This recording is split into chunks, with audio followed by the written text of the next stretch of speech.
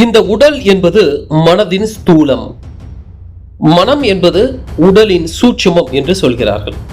அதாவது இந்திய தத்துவ ஞானிகள் என்ன சொல்றாங்கன்னா, இந்த மனசையும் ஒரு சரீரம் அப்படின்னு சொல்றாங்க.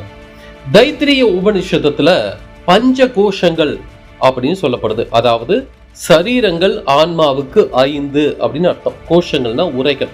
ஆன்மாவோட உரை தான் இந்த சரீரம். இப்படி 5 உரை இருக்காம்.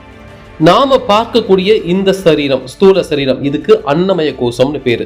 இதுக்கப்புறமா பிராணமய கோஷம் இருக்கு, மனோமய கோஷம் இருக்கு, விஞ்ஞானமய கோஷம் இருக்கு, இறுதியா ஆன்மாவுக்கு நெருக்கமா ஆனந்தமய கோஷம் இருக்கு. இந்த சூட்சும சரீரத்தோட ரகசியங்களை தெரிஞ்சுக்கிட்டீங்கன்னா தேவி தேவதைகளை பற்றி தெரிஞ்சுக்க முடியும், கடவுள் தன்மையை பற்றி தெரிஞ்சுக்க முடியும்.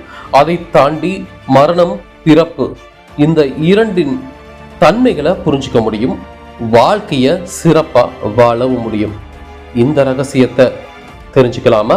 இரவு 9 மணிக்கு கிருஷ்ணமாய தந்திரா தியான மையம் வழங்கக்கூடிய ஆன்லைன் சத்சங்கமான ஞான வாசல் சத்சங்க தொடர்ல சூட்சும சரீரத்தினுடைய ரகசியங்களை பத்தி பார்க்க போறோம். தவறாம கலந்துக்கங்க.